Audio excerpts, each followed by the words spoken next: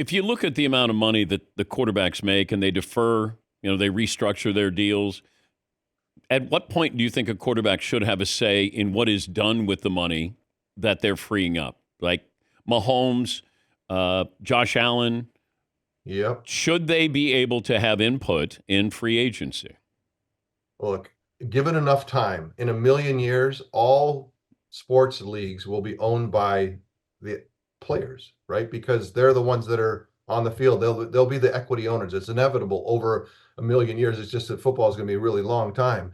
But I think that in that sense, players, especially the ones that you've invested to be the pillars of your team, should be included in those personnel conversations, should be included in the draft. The biggest mistake, and I told Aaron Rodgers, I told Tom, I told anyone I could that the biggest mistake I made was not, look, I don't want to say that I wanted to do unnatural things and walk in and tell him, you better draft that guy, or you better take care of me, or you better, no, but I wish that I would have gone into the room and had a say and had the conversation and talked through it and tried to make sure that we were, as a quarterback, trying to advocate for what felt like we needed to try to take care of. And I encourage players to do it with the right spirit, with the right, the way to do it with tactically that's appropriate and that kind of thing. But absolutely, Dan, if you're going to do a quarterback, team friendly deal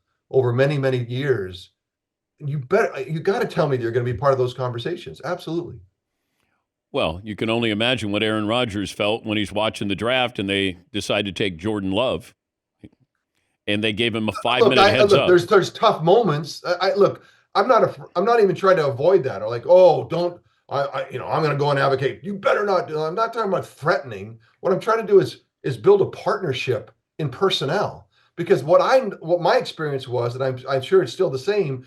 We watched every draft class come in the first OTA, and we as players, we're all look at the guys that they drafted. I'm like, he's pretty good, or oh no, he sucks. Like you knew right away.